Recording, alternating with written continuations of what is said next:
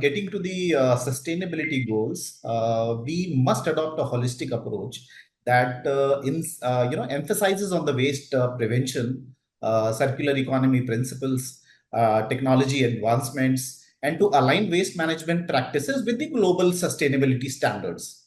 So companies should integrate eco design, adopt smart, purchasing and selling, because a lot depends in waste management about the how do you purchase. So the purchase has to be very sustainable.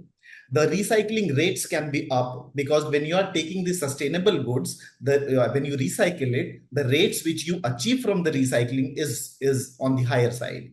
Then additionally, they can work upon the establishing waste to energy plants, where they can transform waste into energy, and again the recycling standards on the upper side. Then obviously they should work on taking the you know their waste into less of it to the landfills. The proper disposal strategies has to be developed. They should focus more on getting the end of life resources to its journey. The linear economy has to be cut down, and the circular economy has to be taken into up. So these all things that company can now practice at the community level and at the company level to achieve these global sustainability standards and goal.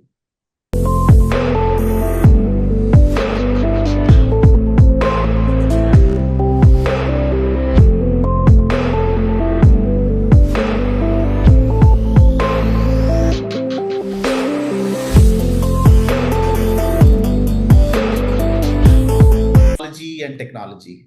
Technology is the way forward. Technology is a game changer.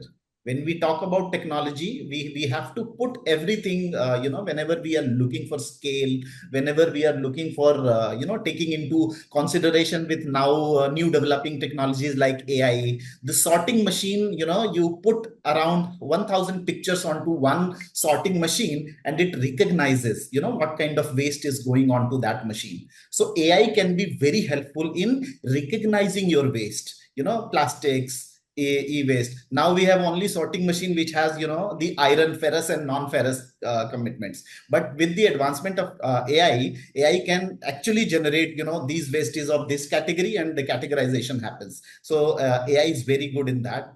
Coming on to the IoT enabled devices, I was thinking, when you plant some trees into, say, somewhere in the hilly area, and now you don't have an access to how exactly trees are growing, what is the water content there, what is the moisture, what is other things.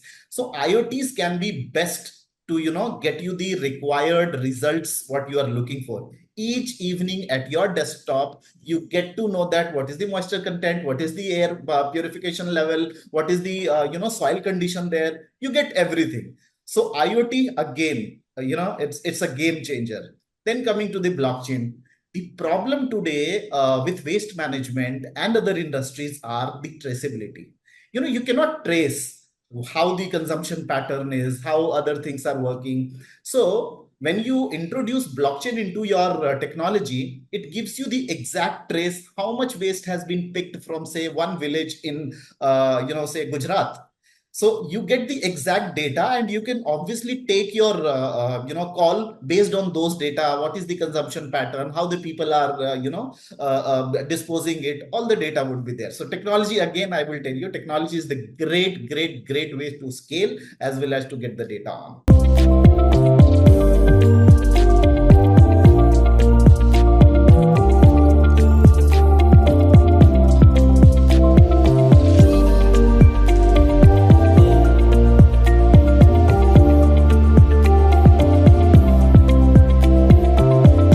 Talking about recycling infrastructures, but we are stuck somewhere. We have a system where we can invest into the infrastructure, but we are lacking somewhere. Lacking where? The main problem in waste management is the collection. So if we can collect and sort, these are the two major challenges waste industry has today. If we can sort and categorize, and if we can collect, the half of the problem is solved. Or I should say 90% of the problem is solved. by taking into the infrastructure development where we can collect well and where we can categorize well. Then the recycling facilities are there already built. If you categorize your waste, then the recycling facility is built. It will go to the plastic industry, it will go to the electronic waste industry, it will go to the wire industry. The recycling can happen there, but collection is the major challenge. In collection, there are numerous opportunities that you can provide your employment base. It's a very big horizon where you can work, you can keep your people. So it is great to start at the when you are building a, say, composting unit. Then in those composting unit, you will be requiring engineers who will be designing the machines. There will be maintenance people who will be maintaining the machines. There will be the collection people, there will be the other people. So it's a huge opportunity where you can create the employment for your company or country.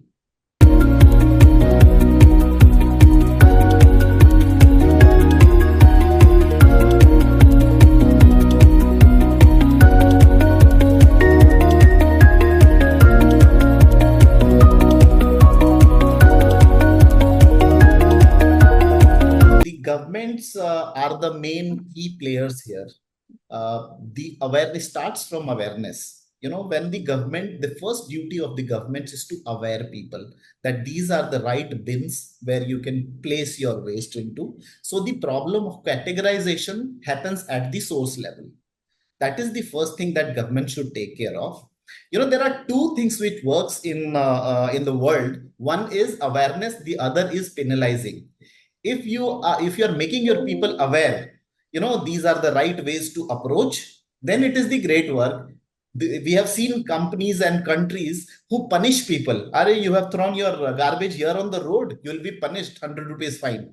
So two methods, the government should start for the first method, that is awareing your people.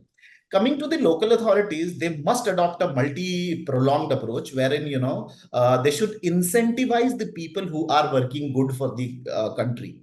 If they are the recycling partners, if they are the collecting partners, if they are the people, they have to think about the hygienic condition of these people. Also, at the same time, they should give rebates on taxation, subsidies to these people, so that the incentivization increases the people's understanding of recycling, and the more and more people should be allowed and should come onto the party and join.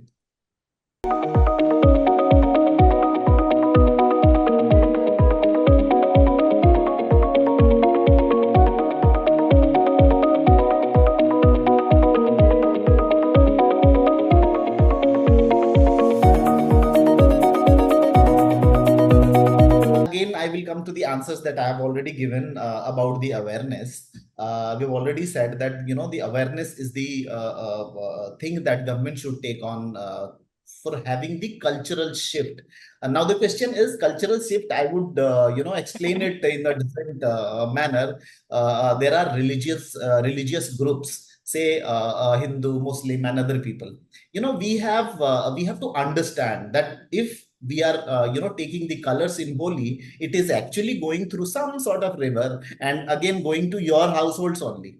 If we are placing the murtis, Saraswati, Lakshmi and everything on the river only, and with the paints on it, it is actually going to pollute your river, and finally it is going to come in your fields and to your households, and inside your stomach only. It is going to create problems.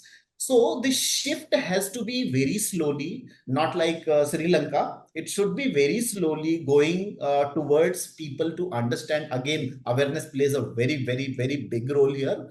And, also we should create some class book, EVs, wherein, we can send it to the school level. We have also created a book called No, a complete module, wherein the entire awareness program is based on our book. So we have come up with the first volume now, and we'll be releasing it other 9 volumes also. So it is basically started from class 5th and 6th. It goes to the school. At least people will start thinking about, the condition of environment in their society and how exactly they should work in their 3 hours and their other things also, so that they can be, suppose after 20 years, they become the same kid who is currently, going to the school, and he is in class 5th. After 20 years, he'll be, say, CEO to Google. Who knows? Then if he is there at the CEO level, he should at least think a very sustainable thinking. He can understand that what is waste, how this industry should be, working, and whatever decision he takes in his life has to be very sustainable. And this is only done through the awareness programs. Yeah.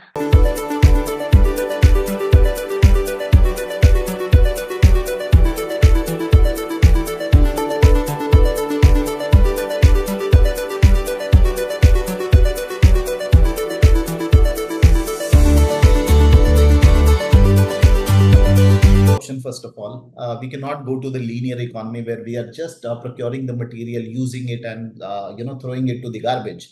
That is no longer the way that we are going to survive. So circular economy solutions are very revolutionizing. They are currently revolutionizing the waste management by turning the waste into resource. This is, we are, if we can turn the waste into, say, electricity, we can turn waste into, say, CNG or anything which can be used. So this is the revolution basically. So circular economy is, very, very, very important currently, where we can design the systems, material, how the material should be used, how it can be reused, how it can be recycled, how it can be repurposed. So all of these things, for example, now organic waste is composted. Organic waste are composted, plastic are recycled into new products. The non-recyclable waste is converted into energy. So all these things has to be kept in one bundle box, wherein, we can at least start by taking into consideration that what are recyclable, what are non-recyclable. If they are recyclable, what are the recycling facility which is required to recycle that? Then if it is non-recyclable, how it can be reused or repurposed? So that we have to take care of. Then only it will be on a very sustainable future for us.